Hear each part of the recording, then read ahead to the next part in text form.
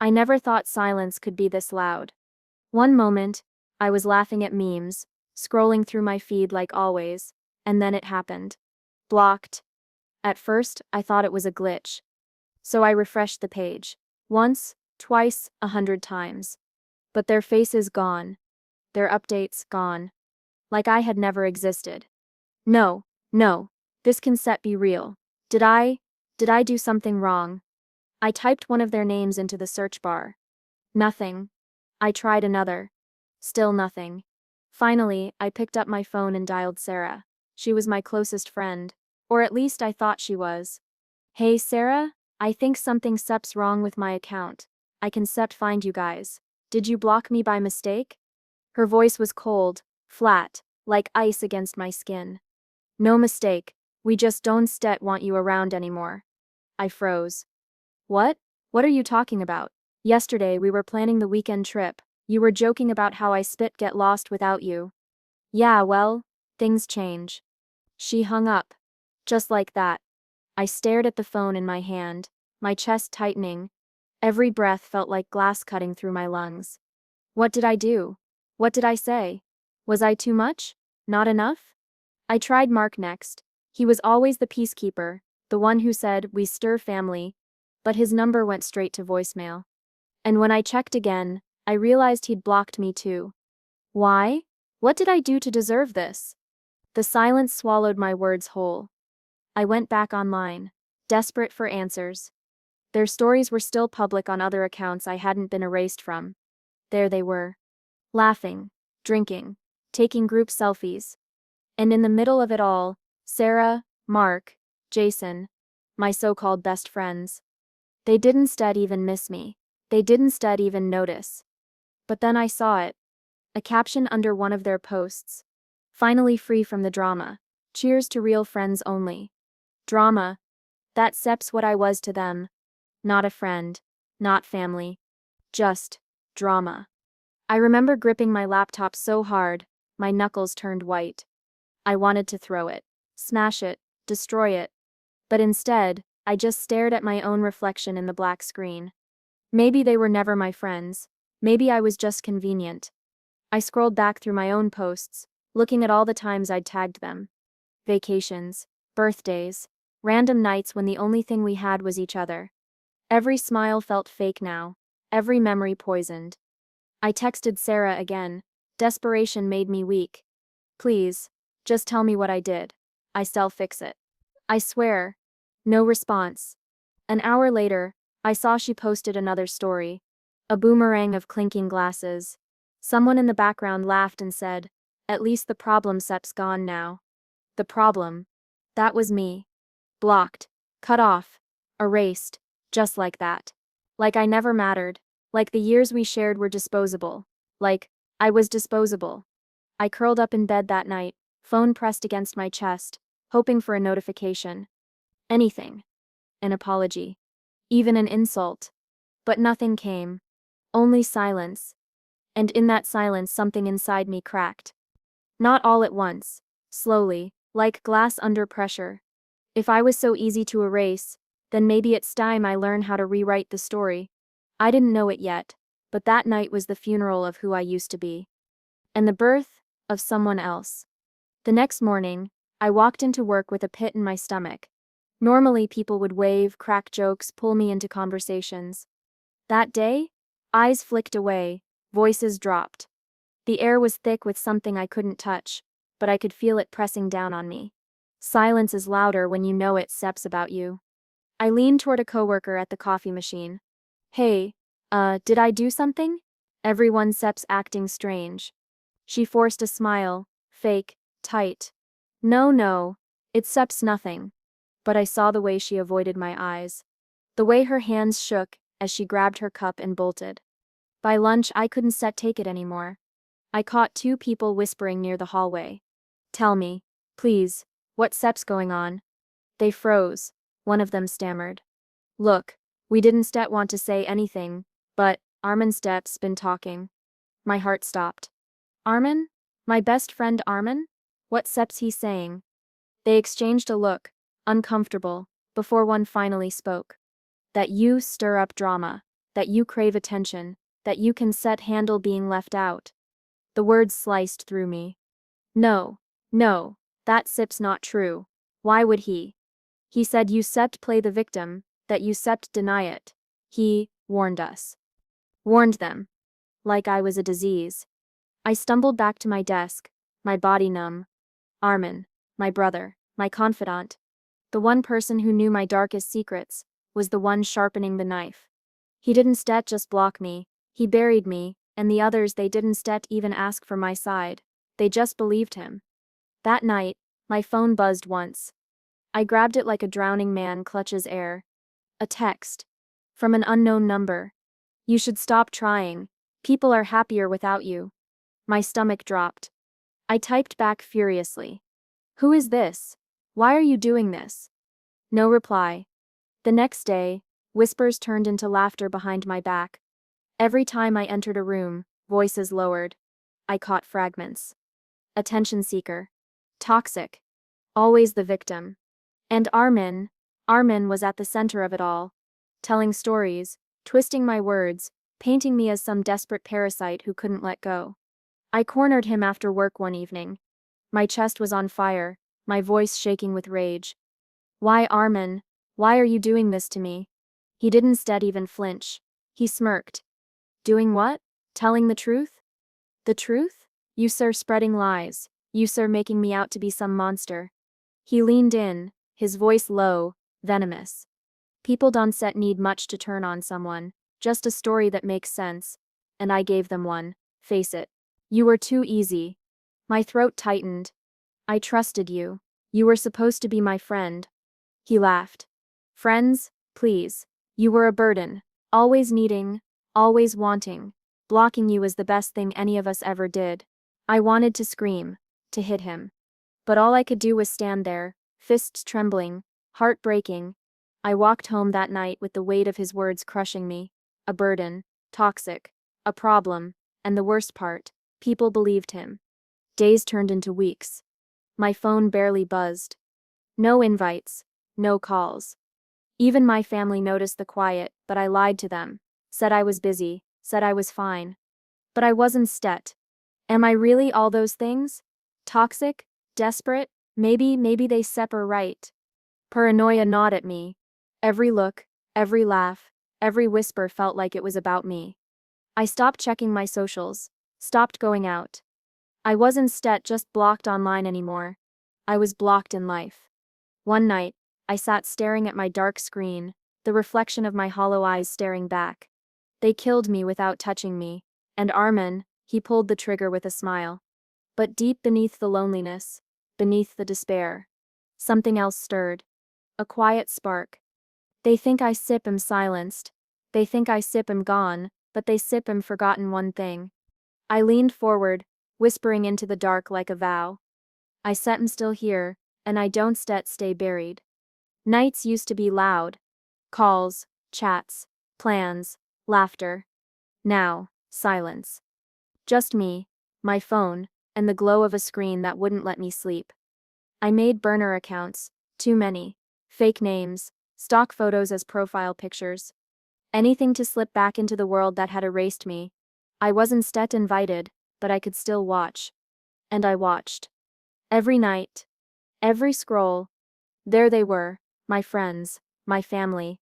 Smiling, dancing, living. At parties I used to host.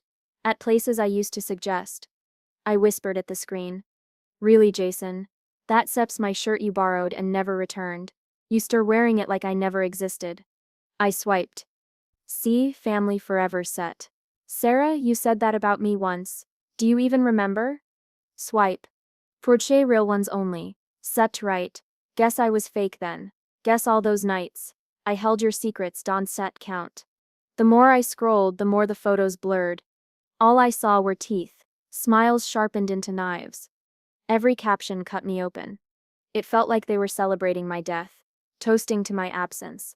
Every picture, every post, a reminder that the world was better without me. My chest ached. Sometimes I wanted to throw the phone across the room. Other times I held it so close, like maybe I could crawl through the screen, back into their lives. I couldn't stop. Even when it hurt. Especially when it hurt. A ghost. A ghost scrolling through the lives of the living.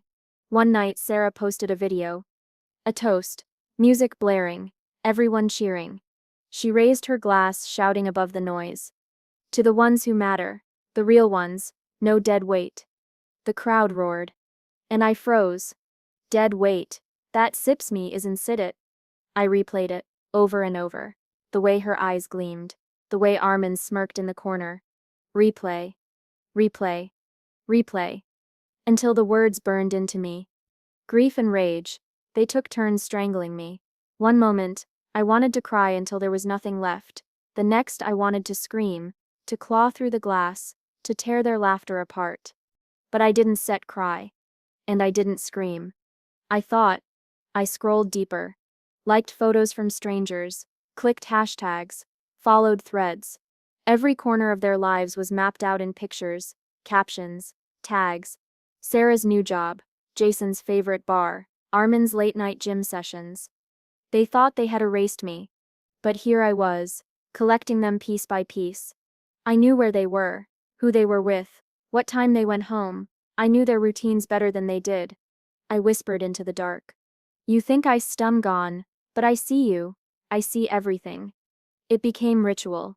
The lights off, my room quiet, just the glow of my phone and their smiling faces. I stopped eating much, stopped sleeping. Every night bled into the next. My thumb ached from swiping. My eyes burned from staring. But I couldn't stop. One night, Jason posted a group shot. The caption, no snakes, no drama, just real ones. I almost laughed. Almost, you mean no me, say it, just say my name. Hours later I caught my own reflection in the black screen after it timed out. My eyes were hollow, my face pale. I didn't even recognize myself. They thought they killed me, but all they done was create something else. Something colder, something sharper. I stared at the screen again, their smiling faces frozen under my thumb. And for the first time, I didn't feel weak. I felt focused. What if I could do more than just watch? Silence. A question that didn't leave. Not that night. Not the next. Not ever. I couldn't sleep, so I put on a random podcast. Background noise. That's all I wanted. But then I heard this voice, sharp, confident, electric. Stop begging for a seat at someone else's table. Build your own table. Own it, because ownership that's power. I froze. Build your own table. The words cut through me like lightning. The host kept going. If they can shut you out with a click, they were never your gatekeepers. Real power is when no one can erase you. When you own the stage. I sat up in bed, my chest pounding. Own the stage. For the first time in months, I didn't feel small. I felt awake. I replayed the episode. Twice. 3 times. Each sentence dug into me, stitched something broken back together. If they had the power to erase me, then maybe I needed to build the kind of power they could never touch. The next morning, I didn't open my burner accounts. I opened my laptop. I typed how to build a social platform. And just like that, the spiral began. I reached out to people online, forums, mentors. Most ignored me. Some laughed. One replied, a stranger named Elias. A software engineer. We set up a call. So, you want to build something? Why? I hesitated. My story felt pathetic when I said it out loud. I was erased. My friends cut me out. Blocked me. They acted like I didn't exist. I don't want to beg for space anymore. I want to own it. He studied me for a long moment. Then he nodded. Good. Anger can burn you, or it can build you. Which one it gonna be? My jaw tightened. Build. Every time. That was the spark. And once it lit, it didn't go out. I started with basics. Coding tutorials. Online classes. At first, the lines of code were nonsense. Just black squiggles on a white screen. I will never get this. I said I'm not smart enough. But then I remembered Armin Sepp's voice. You sir deadweight. A burden. My hands clenched. No, not anymore. I kept typing. Kept failing. Kept learning. Weeks blurred into months. My room turned into a battlefield. Papers, books, glowing monitors. I drank too much coffee, slept too little. Every keystroke felt like stitching a wound I refused to let fester. They left me bleeding, but I was sewing myself back together with code. Elise checked in sometimes. You stare pushing too hard. Take a break. I can stet? Not yet. Every second I stop, they win. He sighed, but I caught the hint of respect in his eyes. Then make sure you win big. And slowly, I started to. The gibberish made sense. Functions worked. Programs ran. I built prototypes. Crashed them. Built again. Failure didn't sting anymore. It fueled me. Every error is proof I set. Still trying.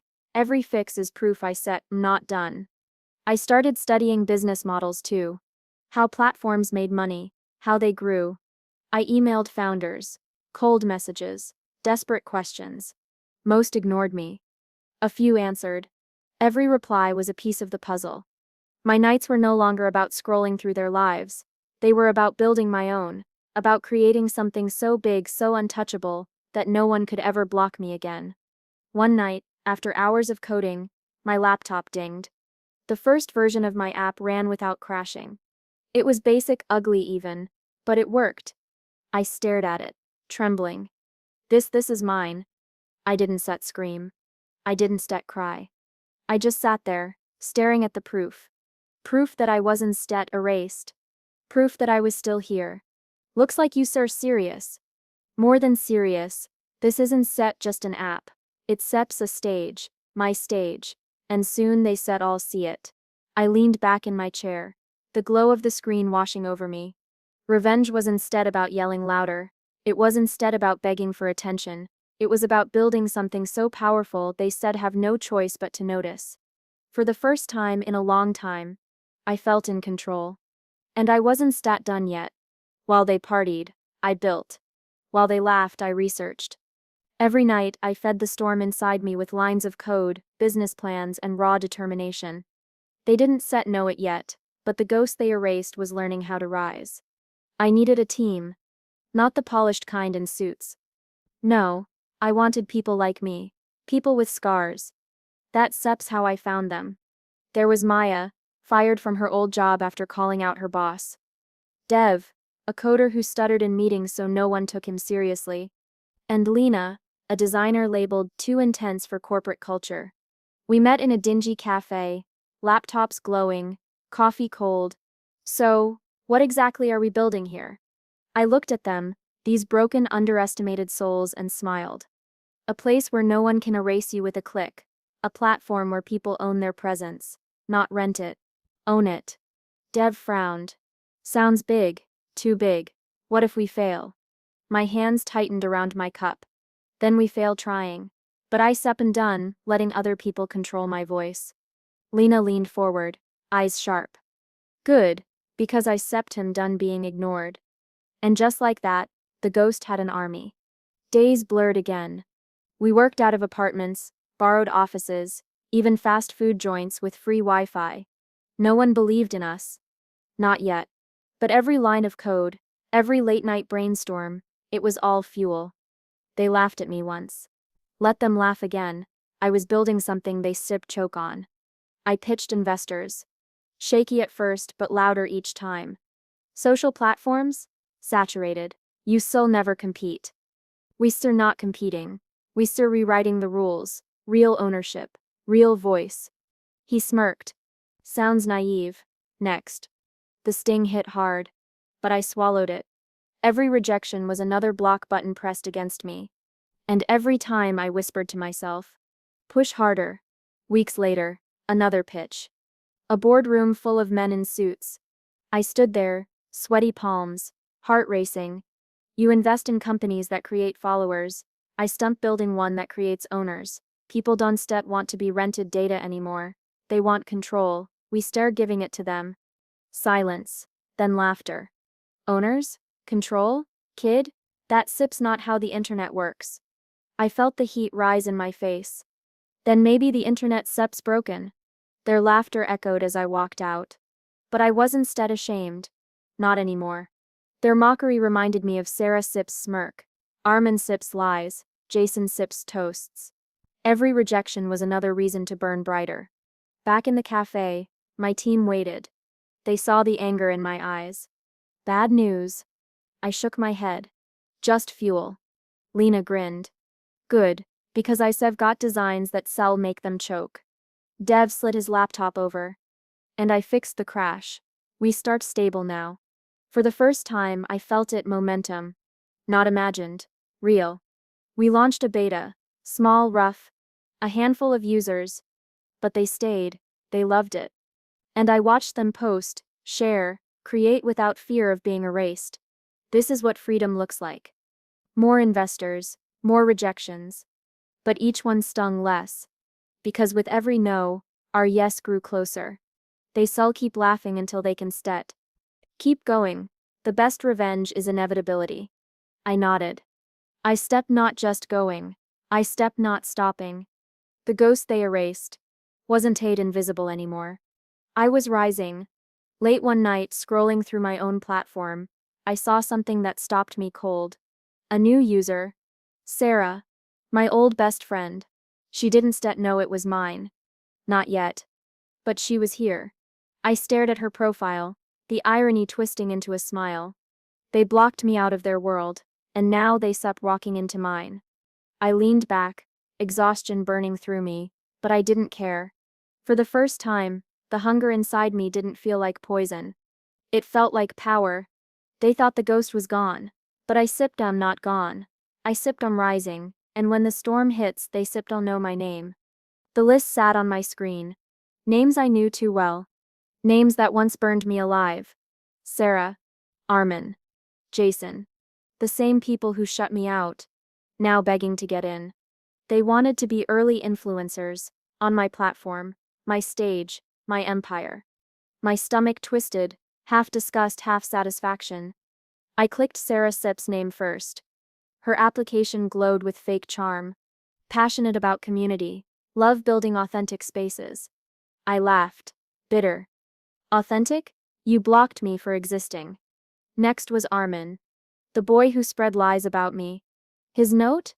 Excited to collaborate with visionary leaders. I whispered into the empty room.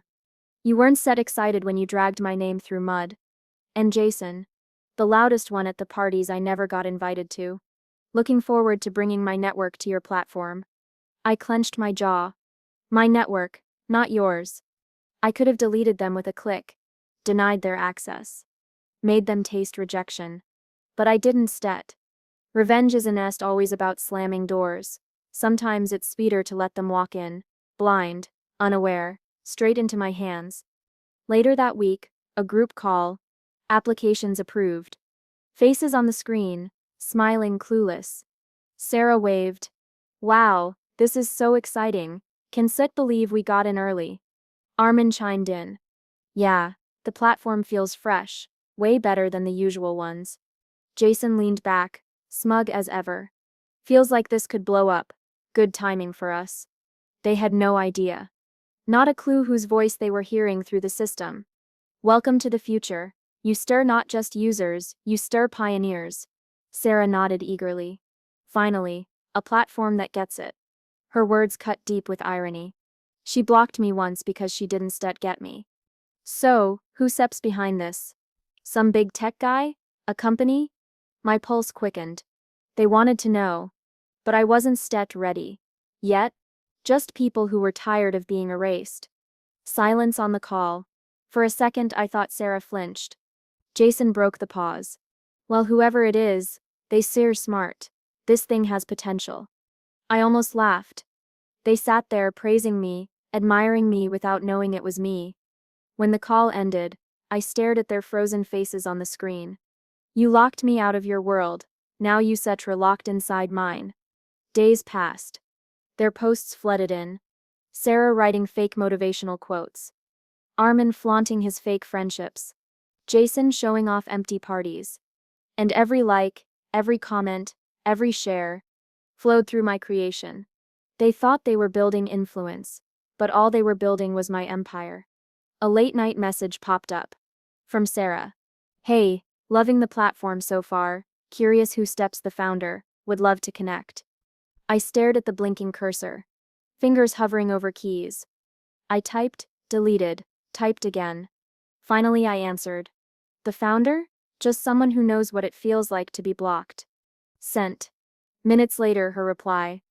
Oh wow. That's Sep's cryptic. Lol. I leaned back, a slow smile creeping. She laughed. Nervous. She didn't such realize the punchline was coming. I let them stay. Let them post. Let them rise on my stage. Because revenge isn't Stet about shouting louder. It's Seps about controlling the lights. And when I was ready, Iset flipped the switch. They unmasked me once, stripped me bare. Now, it's Stet's my turn. The conference room was too bright. White walls, polished table. Papers stacked like weapons. And at the center of it all, the contract. Years ago I was blocked with a tap, erased like I didn't exist. Now, I was about to buy the very platform that shut me out. My hands trembled, not from fear. From disbelief. The lead lawyer adjusted his glasses. All signatures go here, here and here. He slid the pen across. The weight of it almost mocked me. I stared at the logo on the folder. Their logo. The platform where I once begged for belonging. You made me a ghost, now I sapping your king. An investor leaned in, impatient. Everything Seps lined up. Once you sign, you own controlling stake. You Sep set the direction. His words hit me like thunder. I own it. I picked up the pen. But my chest tightened. I thought of that night. The silence of the block. The laughter that went on without me. And now those same walls belong to me. What if this is a mistake? The lawyer frowned. Mistake. This is a steal. Their valuation plummeted. You Sep saving them. I shook my head. No. I stem not saving them. I stem ending them. The lawyer blinked, unsure if he'd heard me right. I signed the first page. Ink bled into paper like vengeance spreading through veins. Congratulations. You just became the youngest majority owner in the platform Sep's history. I signed the second. My hand steadier now. Every line I signed was another nail in the coffin of my past. Every stroke a rewrite of history. Final page. The room went silent. My breath echoed in my ears. They thought I said stay erased. Instead I bought the screen they erased me from. I pressed the pen down. Signed my name with force. The lawyer gathered the papers. That Seps it. Done, you own them. Those words. They didn't Stet feel real. I wasn't just back on their feeds. I owned the feeds. I didn't Stet just return to their screens. I was the screen. The investor clapped my shoulder. Kid, this is the kind of move they make movies about. I smiled faintly. Not movies. Memories. When the meeting ended, I stayed behind. Alone. Just me and the contract. I touched the logo again. You blocked me out. But I Seft been here all along, watching, building, waiting. I imagine their faces. Sarah scrolling, Armin posting, Jason bragging. Never knowing that the ground beneath them now belonged to me. They once had the power to erase me. Now, I had the power to erase them. My phone buzzed. A message from the lawyer. Press release drafted. Should we announce your name as the new owner? I stared at the screen. My reflection looked back, harder, sharper than before. I typed back. Yes, let the world know who holds the lights. Sent. I leaned back, exhaling slow. The room seemed smaller. Or maybe I had grown too big for it. They blocked me once. And in that moment, I thought my world was over. But today, I bought their world. And it sucks only the beginning. The headline hit faster than I expected. Rising tech CEO acquires struggling social giant. My face, my name, everywhere. And then, my inbox exploded. My inbox used to echo with silence. Now it bled with their voices, the same ones who erased me. First message, Sarah. Hey, oh my god, congrats. So proud of you. Remember when we used to talk about changing the world? Haha, guess you did it. Sep. I snorted. We didn't talk about changing the world. We talked about changing parties. Next. Jason. Jenembro. I always knew you were destined for big things. Let's catch up sometime. Drinks on me, yeah? I whispered to the screen. You knew nothing. You toasted without me, and I drank alone. And then, the longest one, pages of excuses. Dearie, I know things got twisted between us. People talk, you know, but I always admired your drive. I guess I should set it sooner. Let Septus rebuild, man. The past doesn't set matter anymore. My jaw clenched. Knuckles white around the mouse. You admired me? You destroyed me. You spread lies. You erased me with your whispers. Another ping. Another apology. Another fake laugh typed into pixels. I didn't reply. Not to Sarah. Not to Jason. Not to Armin. I didn't need to block them back. I didn't need to scream, or curse, or demand. I let their words sit, unread. A mirror of the silence they once gave me. Days passed. The messages stacked higher. Kay, did you get my email? Just checking if it didn't spit land in spam. Sudio bro, you busy? Thought you celebrating. Fly look, man. I know I screwed up. But people change. Give me a chance to prove it. Step. I read every word. And answered with silence. They once celebrated my absence. Now they drowned in it. A voicemail from Armin. His voice cracked through the speaker. Hey, it stips me. I just wanted to say, I stip sorry, really. I was insecure. Okay, I didn't know how else to feel important. But you proved everyone wrong. Just call me back, alright? Please. I closed my eyes. His desperation almost felt familiar. Almost. You wanted importance. You got it. As the villain in my story. Another ping. Sarah again. Gate.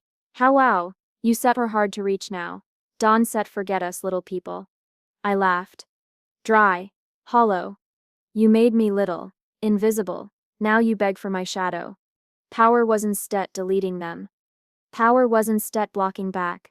Power was watching them squirm in the silence they once gifted me. Power was knowing nothing they said could undo what they did. I leaned back, scrolling through unread messages. Dozens, hundreds. The boy they erased was gone. The ghost they mocked had risen. I am the silence now, and they will hear it louder than any word. The nights were the hardest. Not because of them, but because of me. I once sit in the dark, screen glowing, inbox open. Not the new one, full of investors, contracts, power plays. No. The old one. The one that used to stay empty for weeks. An empty inbox once felt like a coffin, like proof that I didn't matter, that I was invisible. Now it looked different. Quiet. Still. No longer a wound, just an echo. I whispered to myself. They thought blocking me was the end, but it was only the beginning. The cursor blinked. I hovered over old threads. Their names. Their laughter. Their silence. I didn't click. I didn't need to. Victory doesn't erase scars. It doesn't make the nights shorter, or the memories kinder, but it gives you something else. Control. I leaned back, exhaling. Control, independence, worth.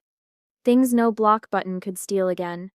I remembered the boy who begged for replies. The boy who refreshed screens like prayer. He was gone. Revenge was never about getting even, it was about rising. Rising so high their betrayal looked small. I paused. A long silence filled the room. A silence that didn't hurt this time. The ghost of who I was lingered in that inbox. Shy. Angry. Forgotten. I whispered goodbye. You tried to bury me, but all you did was plant me. The words hung in the dark. Not bitter. Not loud. Just true. I closed the laptop. The glow faded. For the first time in years, I wasn't chasing shadows. I was instead waiting for their voices. I logged out. Not from the app. From the ghost. And in that silence, I finally found peace.